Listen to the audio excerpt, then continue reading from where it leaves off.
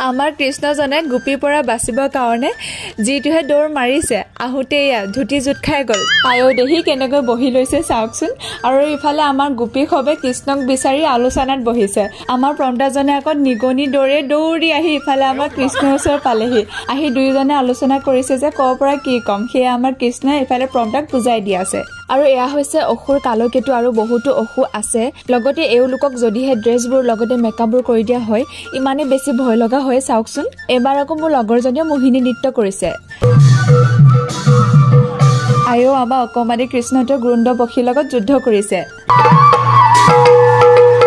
গোপীৰ আমোদ ল'বলৈ এইবাৰ আমাৰ অসু প্ৰৱেশ হৈ গ'ল